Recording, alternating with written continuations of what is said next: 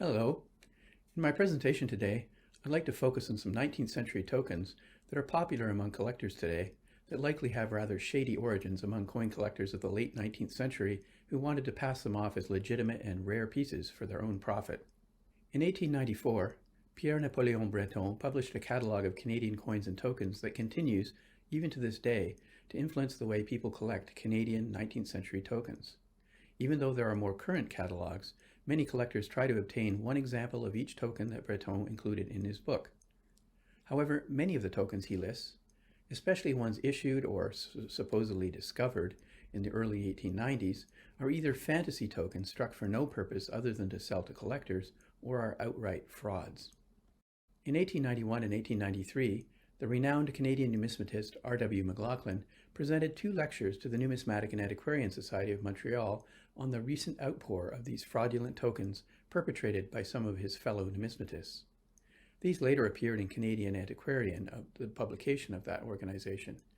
Unfortunately for us today, the names of the perpetrators of these frauds were excised from the published versions of these papers, leaving some mysteries for us to solve today. McLaughlin referred to two classes of these tokens. The first one, which he called frauds, included both tokens altered to simulate rare varieties and invented tokens ostensibly discovered in some fictitious hoard. The other was fabrications, which included tokens struck in the names of real Canadian businesses, but never ordered by the owners or operators of those businesses. Today, I'll briefly discuss just a few of these many fraudulent pieces. One fraud that McLaughlin mentions is an extremely rare example of a series of Montreal tokens called bouquet sous, after the bouquet that occurs on the obverse. According to McLaughlin, this particular variety was faked by filing down one side of two tokens of different types, then soldering them together to simulate a newly discovered die combination. But today I'll focus on tokens that, according to McLaughlin, are, quote, pure fabrications, that is, coins that bear no likeness to anything heretofore made, unquote, and that someone concocted to deceive collectors into thinking that they were newly discovered types of great rarity. According to McLaughlin, quote, by far the most daring of these, and the one best calculated to deceive, unquote, is the Mason Holder and Bowl token. This was a token allegedly struck between 1849 and 1853 for a firm of silversmiths. In his catalogue, Breton says, quote, in 1886, Mr. A. Desroches discovered 7 of these coins, and a little later 24 others, making 31 in all, besides 7 pieces struck only on one side. Mr. Desroches guarantees their authenticity. His reason for not sooner communicating them to the public was that he might secure all these coins that were to be had and exchange or sell them to the best advantage. Alfred Desroches was a Montreal jeweler and coin collector who had once worked for the successor of the Mason Holder and Bowl firm. However, McLaughlin sheds a lot of doubt on this convenient account.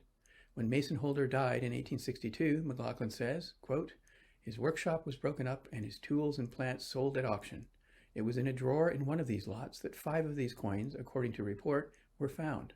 The story was believed by collectors, and the 5 pieces were soon sold or exchanged at prices ranging from $5 to $20, unquote. These would have been fantastic prices in the 1880s, when most people in Montreal made less than $300 per year. McLaughlin continues, quote, but as demand kept up, other examples were forthcoming until 20 specimens in all were counted up among the different collectors, each of whom believed he had purchased one of the original 5. This raised suspicions which have ripened into denunciations of the Mason Holder as a fraudulent fabrication. And we'll point out here also that the numbers of these things keep growing. So in Breton's catalog, 31 examples are listed. McLaughlin continues, quote, it is unlikely that so many of these copper coins would have lain so long unnoticed in a drawer to which no doubt the workman had constantly to go for his tools. Some, if not the whole lot, would long before have found their way into circulation or into the hands of collectors, unquote. McLaughlin also calls into question the Albert guard or bar on the watch chain depicted on the token, which he suggests was not in fashion around 1852, and says, quote, the face of the coin has a corroded appearance, as if it had been treated with dilute acid, while the edge is bright and new. This indicates recent manufacture with an attempt to make it look old, unquote. In addition, as a more recent Canadian numismatist named Bob Willey recognized by the 1990s, the 1849 date on the token is just plain wrong. Mason, Holder, and Bol did not enter into their brief partnership until after publication of the 1850 Montreal Directory, most likely in 1851 or early 1852. There's no question that Desroches simply invented this token and the story surrounding its supposed discovery, but as Willie notes, quote, its fraudulent nature was for many years all but forgotten, unquote. In this case, we are lucky that we have extra sources that tell us pretty clearly who the culprit was behind this issue.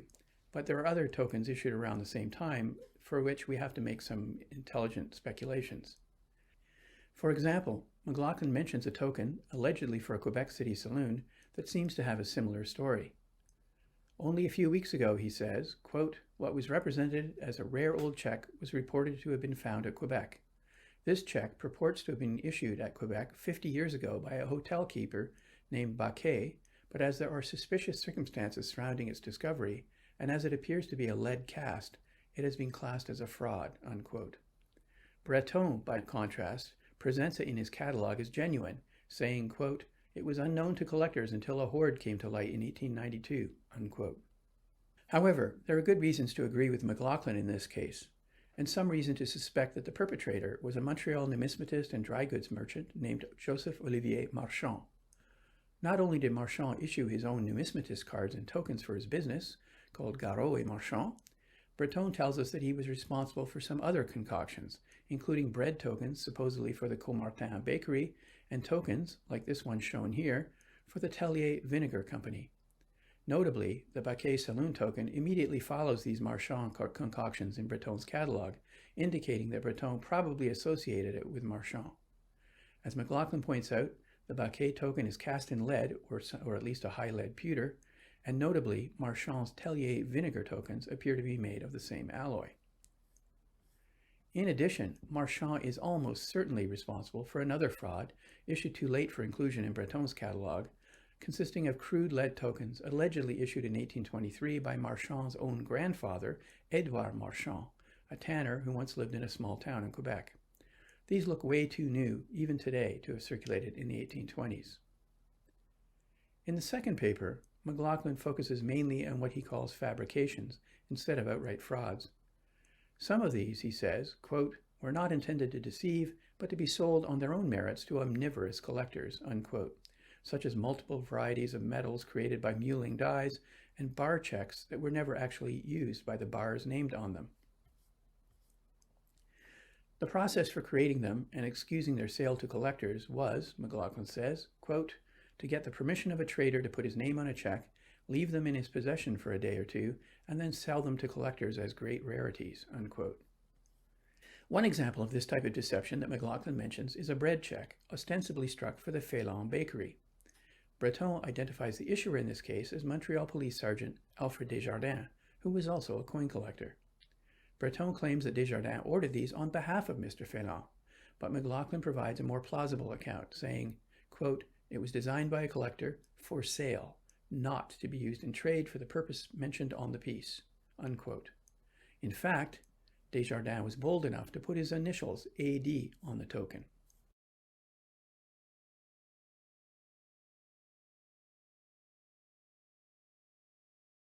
McLaughlin immediately goes on to mention some other bread checks supposedly for the Landry Bakery. Although he doesn't explicitly implicate Desjardins in their issue, the fact that both he and Breton mentioned the Landry tokens immediately after the Phelan one strongly suggests that Desjardins also issued this one, especially as Breton admits that the Landry tokens were a numismatist speculation. McLaughlin does say that Mr. Landry received a letter with a sample of the tokens in 1888, ostensibly from a Boston manufacturer named Young, but actually mailed from Sherbrooke, Quebec. The letter claimed to be offering to make the tokens for Mr. Landry, stating that this Young would stop by in a few months to discuss the proposal.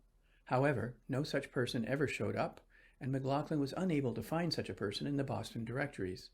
He says that, quote, the workmanship on these checks is similar to that of a Montreal engraver, unquote, and that, quote, they were evidently made to be sold among collectors, unquote. McLaughlin's next target is the token allegedly for Guilbeault's Gardens, which was a well-known zoo and amusement park in Montreal in the mid-19th century. We can attribute this one, from Breton's account, to another famous early Canadian numismatist, Dr. Joseph Leroux. Breton repeats the claim that Leroux found the dies when visiting Joseph Moore's factory in Birmingham, England, and ordered some strikings from the dies that Mr. Guibault had previously ordered and then rejected. The story Breton presents is not very plausible. In connection with this token, McLaughlin says, quote, "The letters are similar to those on one or two advertising cards lately issued. As these were made in Germany, we have no difficulty tracing it to its source," unquote. McLaughlin appears to be referring to Leroux, who made a trip to Europe in 1889 and may have been involved in issuing another numismatic speculation that consisted of tokens supposedly used to advertise a German club in Montreal. The German manufacturer in that case would be Ludwig Lauer of Munich and not Moore of Birmingham. While he may not have made any of these deceptions, Pierre Breton was certainly complicit in their promotion as supposedly legitimate tokens. As his catalog frequently mentions that he bought the balance of the tokens to sell through his own coin store, it is obvious that he had a vested interest in their acceptance as the genuine article. And to a large extent, he succeeded. Even though there's abundant evidence that many of the tokens in Breton's catalog, McLaughlin identified 37 types issued in 1892 alone, are fraudulent, they are still avidly collected today. I suspect that most of the collectors who own them have no idea of their shady pasts or the identities of their real issuers. Thank you for your attention, and my thanks to Luis Salgado for inviting me to present today, and to Scott Douglas and Chris Faulkner for some leads that I followed. I also want to thank Jeffrey Bell Auctions for access to a few of the images I use during these pandemic times when I don't have full access to my own collection.